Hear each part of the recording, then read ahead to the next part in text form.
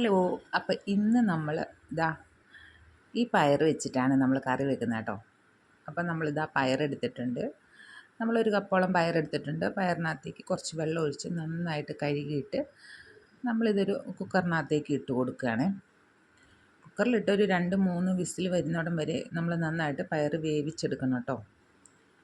അപ്പം നമുക്കിനി അതിനകത്തേക്ക് ഇടാൻ വേണ്ടിയിട്ട്, അതിൻ്റെ കൂടെ ഇടാൻ വേണ്ടിയിട്ട് നമ്മളിതാ ഈ ഒരു പീസ് മത്തങ്ങ എടുക്കുന്നുണ്ട്. അപ്പം മത്തങ്ങ നമുക്ക് നന്നായിട്ട് തൊലിയൊക്കെ കളഞ്ഞ് നല്ല പീസാക്കിയിട്ട് നല്ലപോലെ കഴുകിയെടുക്കാവേ. മത്തങ്ങ തൊലി കളയാതെ നമുക്ക് വേണമെങ്കിൽ ഉപയോഗിക്കാം. തൊലി കളഞ്ഞ് നമുക്ക് ഉപയോഗിക്കാം.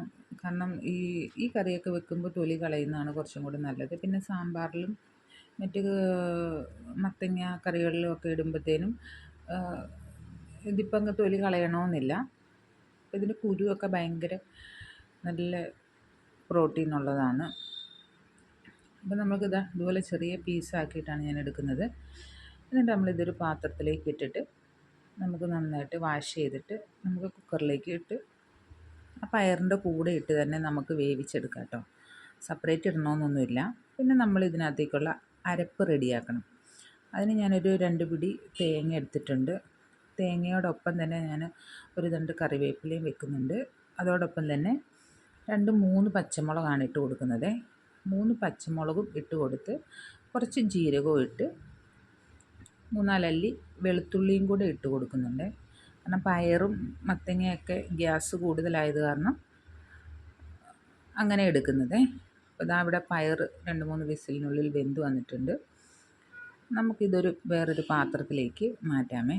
വേറൊരു പാത്രത്തിലേക്ക് മാറ്റിയതിന് ശേഷം ഇത് നമ്മൾ തവി വെച്ചിട്ട് നന്നായിട്ട് ഉടച്ച് കൊടുക്കണം കേട്ടോ. നല്ലപോലെ ഉടച്ച്, നല്ലപോലെ വെന്തതാണ്. അപ്പോൾ ജസ്റ്റ് ഒന്ന് പ്രസ് ചെയ്ത് കഴിയുമ്പം തന്നെ നല്ലപോലെ ഉടഞ്ഞ് കിട്ടും, നല്ലോണം യോജിച്ച് കിട്ടും. അപ്പം നമ്മൾ ഈ കൂട്ടിലേക്ക് നമ്മൾ അരപ്പ് ചേർക്കുകയാണ്. നമ്മൾ അരച്ച് വെച്ച് അരപ്പ് നന്നായിട്ട് ചേർത്ത് നല്ലപോലെ ഇളക്കി യോജിപ്പിച്ച് ആവശ്യത്തിനുള്ള വെള്ളം മാത്രമേ ഒഴിക്കാവുള്ളൂ കേട്ടോ. ഒരുപാട് വെള്ളം ഒഴിച്ച് ഭയങ്കരമായിട്ട് ലൂസാക്കി എടുക്കണ്ട.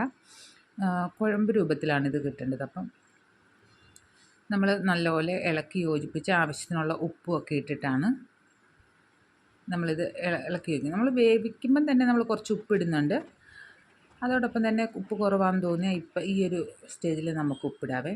പിന്നെ അതിനകത്തേക്ക് വേണ്ടുന്ന വറവാണ് റെഡിയാക്കുന്നത്. അപ്പോൾ ഇതാ ഞാൻ എണ്ണ ഒഴിച്ചിട്ടുണ്ട്. വേറൊരു പാത്രത്തിൽ 1 സ്പൂണോളം കടുക് ഇട്ട് കൊടുത്തിട്ടുണ്ട്. കടുകിനോടൊപ്പം തന്നെ കുറച്ച് കറിവേപ്പില ഇട്ട് കൊടുത്തിട്ടുണ്ട്. പിന്നെ നമ്മൾ ചിരകിയ തേങ്ങ അതുപോലെ ഇട്ടിട്ട് നമ്മളത് നന്നായിട്ട് മൂപ്പിച്ചെടുക്കുകയാണേ. നന്നായിട്ട് മൂപ്പിച്ചെടുത്തിട്ട് ഈ ഒരു കറിയിലേക്ക് നമുക്ക് ചേർത്ത് കൊടുക്കാം കേട്ടോ. അപ്പോൾ അടിപൊളി ടേസ്റ്റാണ്. എല്ലാവരും ഒന്ന് ട്രൈ ചെയ്ത് നോക്കണം. വീഡിയോ ഇഷ്ടപ്പെട്ട് കഴിഞ്ഞാൽ സപ്പോർട്ട് ചെയ്യണം കേട്ടോ. അപ്പോൾ നമ്മുടെ മത്തങ്ങ എരിശ്ശേരി ഇവിടെ റെഡി ആയിട്ടുണ്ട്. അപ്പോൾ നമ്മൾ പുതിയൊരു വീഡിയോയുമായി വീണ്ടും വരുന്നവരേക്കും ബൈ.